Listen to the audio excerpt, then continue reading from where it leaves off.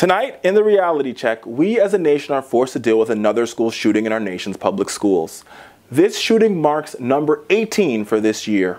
Around 2:30 on Wednesday afternoon, police responded to reports of gunfire at Marjory Stoneman Douglas High School in Parkland, Florida.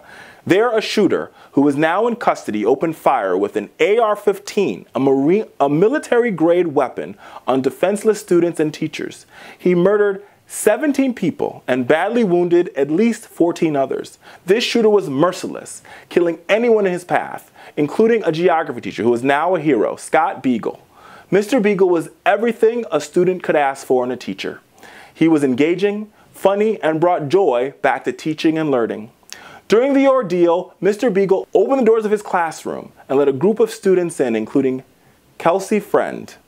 The teacher then attempted to relock the classroom door as the gunman walked by and shot him dead. Listen to Kelsey describe the scene. I unfortunately had to watch him lying there lifeless in the doorway. What happened? How did those moments unfold?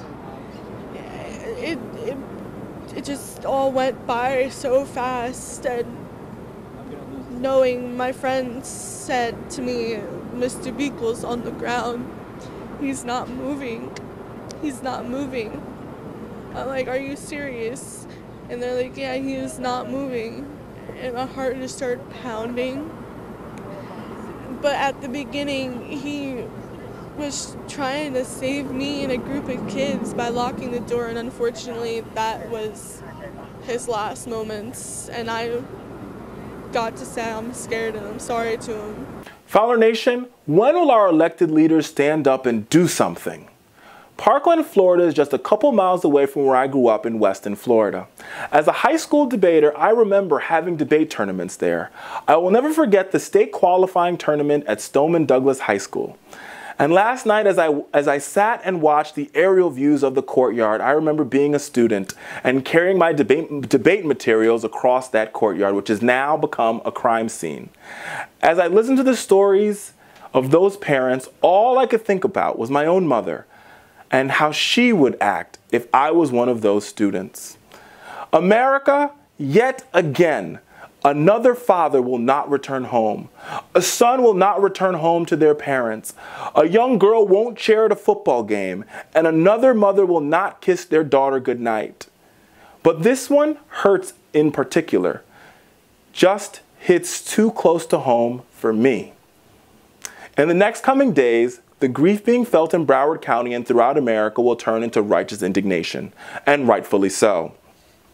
As Broward County Sheriff Scott Israel put it, while people who are the victims of mental illness in this country are being treated, in the opinion of this sheriff, they should not be able to buy, surround themselves, purchase, or carry a handgun.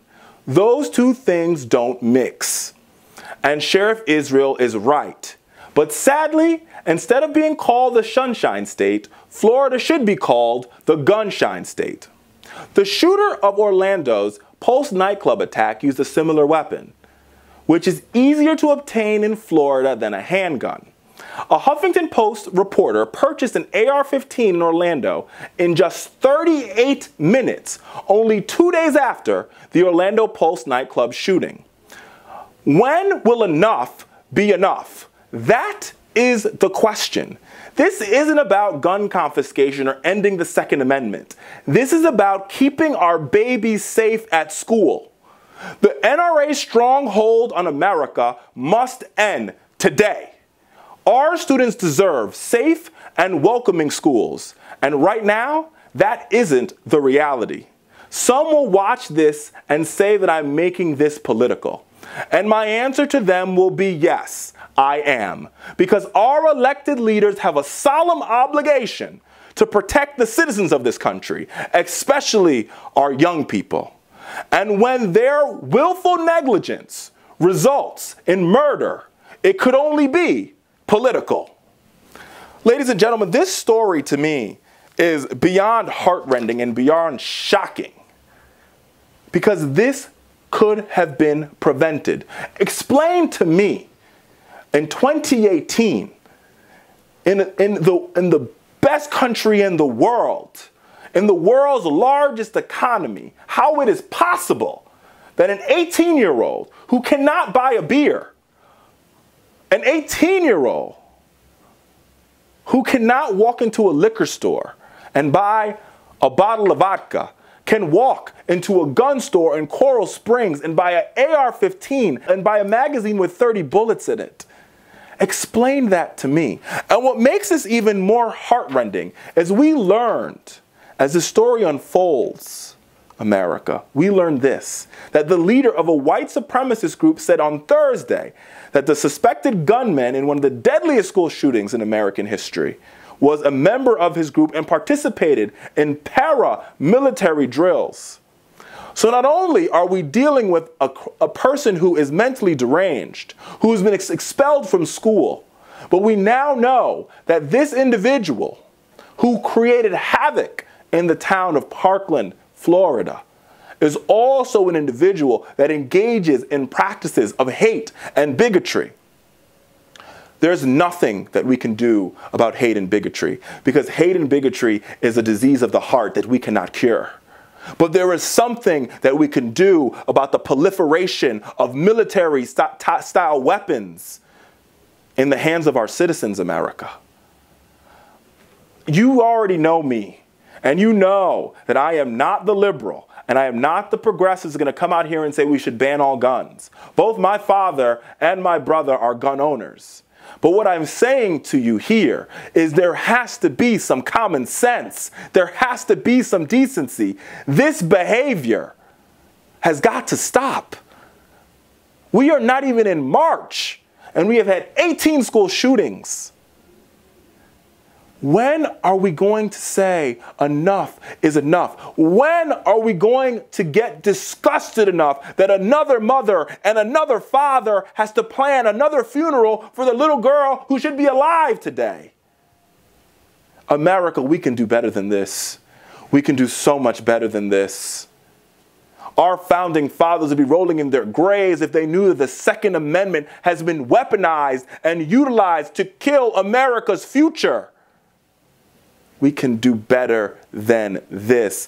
And this one, like I said, this really hits close to home for me. This is about 20 miles from where I grew up. And to think that I could have been one, and as I was watching these parents talk about what happened to them, I was looking at those faces and I said, I know some of those people.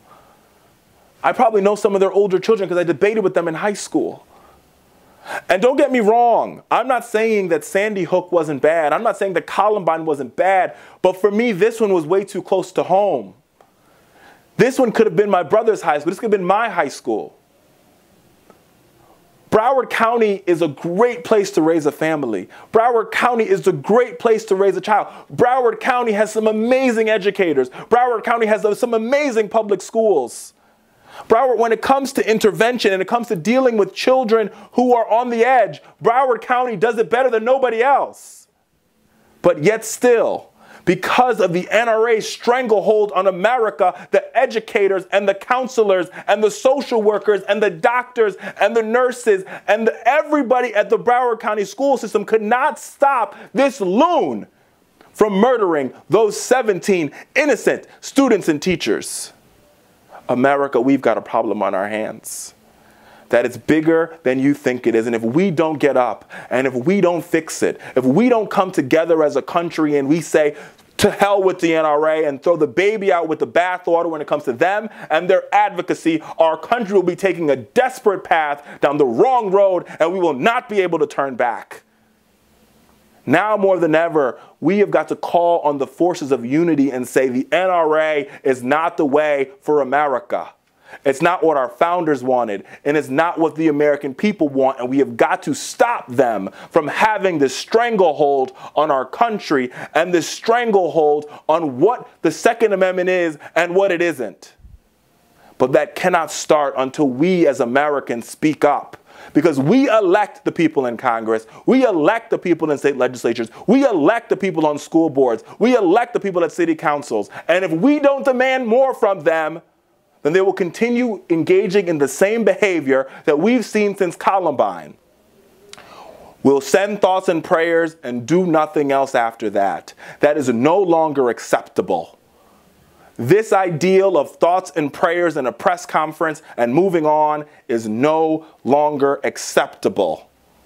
I don't care what party you belong to. You can't tell me that it's okay that a geography teacher gets gunned down while trying to help students because a madman has a military-grade weapon on American soil. This is not a war zone. This is the United States of America.